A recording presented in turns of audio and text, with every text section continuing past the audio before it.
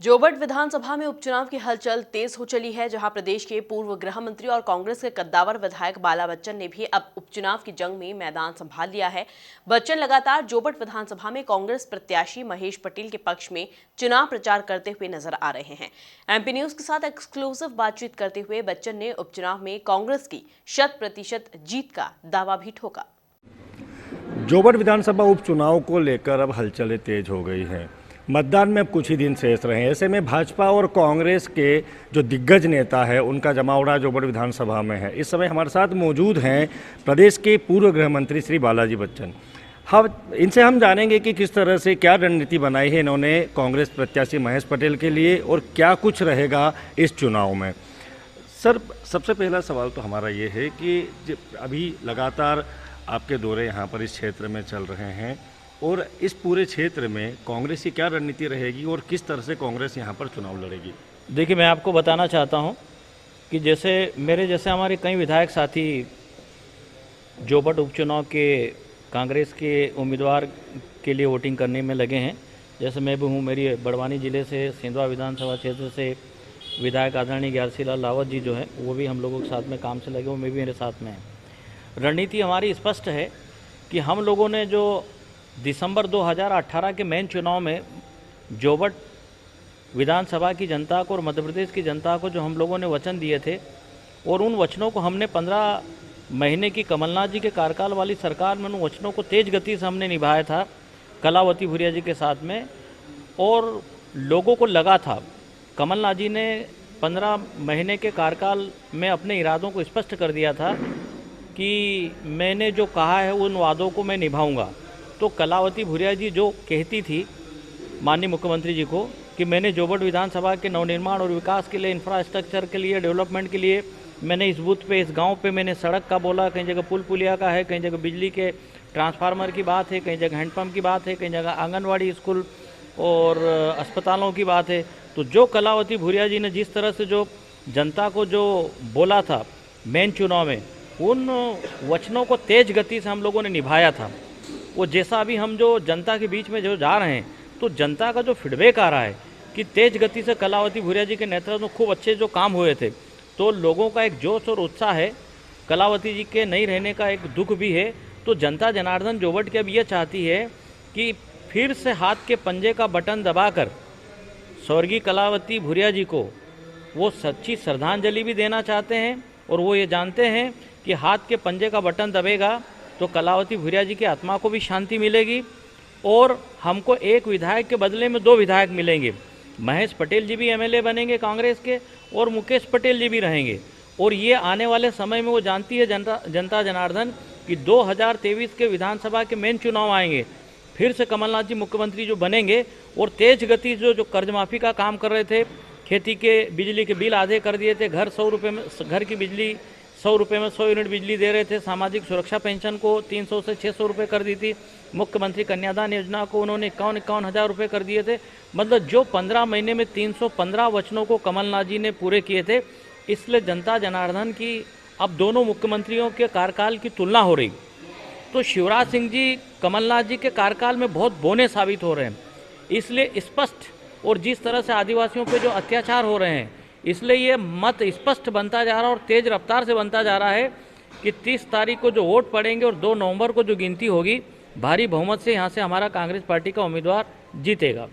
Sir, लगातार प्रदेश में आदिवासियों पर अत्याचार हो रहे हैं, उसके बाद भी सीएम शिवराज मंच से वादे कर रहे हैं, दावे कर रहे हैं आदिवासियों को लेकर।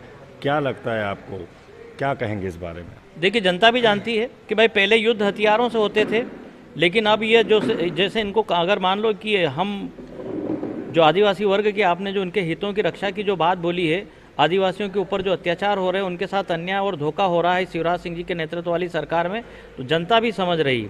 पहले युद्ध हथियारों से होते थे, अब युद्ध वोटों से होता है। तो जब वोट का समय आएगा वोट पड़ने का, वो 30 तारीख को आ रहा है, 30 अक्टूबर को, आप देखना 2 नवंबर को जो मत पेटियाँ खुलेगी और जिस तरह से हाथ के पंजे की जो जीत होगी, जनता जानती है कि हमारा दिया हुआ वोट सीधा हम कमलनाथ जी को दे रहे हैं, उसके बाद हम सोनिया गांधी जी को दे रहे हैं। इंदिरा गांधी जी ने अभी तक जोबट में जो काम जोबट विधानसभा को और मध्य प्रदेश और देश की जनता जनार्दन के लिए जो काम किए, उस समय के जो आदिवासियों के हितों की रक्षा की बात करें, उस समय उनके ऊपर अत्याचार वाली बात आती थी, तो यह सब नहीं होता था।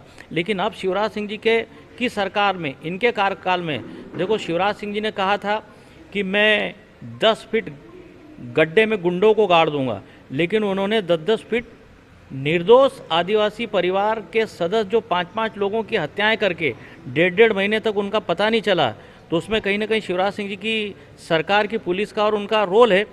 तो चाहे वो निमावर की घटना हो, चाहे वो नीमच की घटना हो, चाहे बिस्टान की घटना हो, चाहे खरगोन या खंडवा की घटना हो, चाहे बालाघाट की वो लड़की के साथ में जो घटनाएं हुई है, और जो जिस तेज गति से जो अन्याय मतलब तेज गति से अत्याचार आदिवासियों के ऊपर जो हो रहे हैं, और लॉ एंड ऑर्डर जो मध्य प्रदेश का सभी पॉइंट ऑफ व्यू से जो बिगड़ा हुआ है, एनसीआरबी के रिकॉर्ड अगर हम उनके आंकड़े उठाते हैं और उनके रिकॉर्ड्स को अगर हम चेक करते हैं, कोरोना काल में जितनी नाबालिग लड़कियों की जो मिसिंग हुई है और उसके बाद जितना अत्याचार जो हुआ है, तो वो किसी से छिपा हुआ नहीं है। बहुत कुछ इस पे बोला जा सकता, कहा जा सकता है। 30 तारीख को वोट पड़ेंगे, 2 नवंबर को गिनती होगी, तो आपको ये पता चल जाएगा कि जोबट विधानसभा वो जोबट विधानसभा है जिसने 3 बार सुलोचना रावत जी को भी हाथ के पंजे के बटन से जितवाया है, उनके ससुर जी को 6 बार जितवाया है। तो वापस यहाँ से जोबट से हाथ का पंजा ही जीत के जाएगा। ये जनता का फीडबैक और उनका जो रिस्पांस जो आ रहा है वो strongly in favour of Congress party और in favour of candidate of Congress party हमको लग रहा है। सर, अभी कल कंप्यूटर बाबा ने हमारे ही चैनल पर इंटरव्यू में कहा था कि उनके साथ जो हादसा हुआ है वो हादसा एक साजिश है, और उन्होंने इसे सीधा सा आरोप लगाया है कि उनकी जो दुर्घटना है वो दुर्घटना नहीं हुई और ये उन्हें मारने की एक साजिश थी। कौन? कंप्यूटर बाबा ने कहा है। इनकी साजिश थी?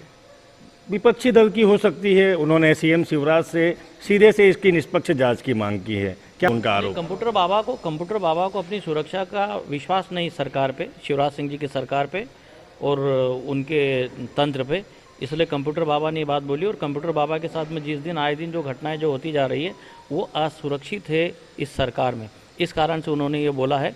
उनको सुरक्षा प्रदान करना चाहिए और उनकी जान को जो खतरा है, जैसा जो उनने जो बोला है, तो सिक्योरिटी उनको मिलना चाहिए और वो होनी चाहिए। और ये शिवराज सिंह जी को और उनकी सरकार का काम है और उसको ठीक ढंग से निभाना चाहिए। उपचुनाव में सर आप लगातार जनसंपर्क कर रहे हैं, कांग्रेस की जीत को लेकर आप कितने आश्वस्त हैं? 100%, 100%, 100%। मैं आपको बताना चाहता हूं कि ये वो विधानसभा है जो मध्य प्रदेश की 47 आदिवासी विधानसभा है जिसमें सबसे सेकंड बड़ी संख्या में आदिवासी मतदाताओं की संख्या यहाँ है। गंधवानी नंबर 1 पे और जोबट विधानसभा जो जिसमें आदिवासी मतदाताओं की संख्या बहुत ज़्यादा यहाँ है, नंबर 2 पे है। और मैं आप लोगों को ये कहना और बताना चाहता हूँ कि 2018 के मेन चुनाव में आदिवासियों का जो रुझान जिस तरह से जो आया था वो कांग्रेस के पक्ष में था। तो 57 सीटें पहले हमारे पास जो थी 2018 के विधानसभा के चुनाव के पहले, जैसे ही कमलनाथ जी मध्य प्रदेश कांग्रेस कमेटी के अध्यक्ष बने, आदिवासियों का रुझान तेज गति से बढ़ता गया और 57 से हमने 114 सीटें कांग्रेस की जीती, कांग्रेस के 114 एमएलए बने और जो 4 निर्दलीय थे वो भी हमारे विधायक थे। ऐसे लगभग 118 विधायक कांग्रेस पार्टी के कमलनाथ जी के नेतृत्व में जो आए, तो उसमें बड़ा जो रोल है, मैं समझता हूँ कि उसमें आदिवासी मतदाता वर्ग का रोल है। और इस बार भी ये स्पष्ट इरादे हैं आदिवासियों के। और ये सभी जगह मैं आपको बताना चाहता हूँ कि चाहे वो जोबट विधानसभा का मामला हो, खंडवा बुरहानपुर में जो 4 आदिवासी विधानसभा हैं वहाँ भी वोट पड़ने की बात आप देख लेना। रेगांव और पृथ्वीपुर में भी हर जगह बहुत अच्छी बड़ी तादाद में आदिवासी वर्ग का तो मत हम लोगों को मिलेगा ही। बाकी सभी का, चाहे वो ओबीसी की हम बात कर लें, सामान्य वर्ग की बात कर लें और एसटी एससी की बात, मुस्लिमों की बात कर लें, सर्वहारा वर्ग की हम बात करें, लेकिन विशेषकर जो आदिवासी ज़्यादा प्रभावित वाली जो विधानसभाएं जैसे जोबट है, इसको 100% हम लोग जीतेंगे। क्योंकि लोगों का लक्ष्य, मतदाताओं का लक्ष्य अब ये है कि मेन चुनाव में कमलनाथ जी के नेतृत्व में कांग्रेस की मेजॉरिटी लाना और कमलनाथ जी को फिर से मुख्यमंत्री बनाना। और ये भी आपको बताना चाहता हूँ कि वैसे ही चुनाव होंगे जैसे पश्चिम बंगाल में बड़ी मेजॉरिटी से ममता बनर्जी आई और चीफ मिनिस्टर बनी, तीसरी बार दिल्ली में अरविंद केजरीवाल को मेजॉरिटी जो मिली एमएलएज की, ऐसे ही मध्य प्रदेश में अब कमलनाथ जी के नेतृत्व में कमलनाथ जी को मेजॉरिटी मिलेगी। 1 साइडेड इलेक्शन होंगे। दोनों मुख्यमंत्रियों की शिवराज सिंह जी और कमलनाथ जी की तुलना मध्य प्रदेश की जनता कर चुकी है। और जो कमलनाथ जी ने जो अपना कार्यकाल शानदार जो किया था, उसका इंतजार कर रही है जनता कि कब मेन इलेक्शन असेंबली के मध्य प्रदेश में आए और हम कमलनाथ जी को मध्य प्रदेश के मुख्यमंत्री की गद्दी उन्हें हम सौंपे। ये इंतज़ार है जनता का। सर, निमाड़ में भी उपचुनाव है, क्या लगता है निमाड़ की जनता कितना कांग्रेस पर विश्वास जताएगी? मैं आपको बताना चाहता हूं कि निमाड़ की जनता की जो आपने जो बात बोली पहले, अभी जो मेन चुनाव में हम लोगों ने खरगोन में 6 में से 6 सीटें जीती थी। 6 में से 6 एमएलए हमारे कांग्रेस के आए। बड़वानी ज़िले में भी 4 में से 3 एमएलए हमारे कांग्रेस के थे। और उसके बाद इधर खंडवा लोकसभा में भी हम लोगों ने अच्छी सीटें जो जीती है। तो कांग्रेस जो है निमाड़ में अभी ये उपचुनाव में भी और मेन चुनाव में भी कांग्रेस के साथ रहेगी। तो ये थे प्रदेश के पूर्व गृह मंत्री श्री बालाजी बच्चन, जिन्होंने हमारे सवालों के बेबाकी से जवाब दिए हैं। उनसे हमने सीधी बात की है। इस समय में आशीष सिंह वाघेला, MP न्यूज़, अलीराजपुर।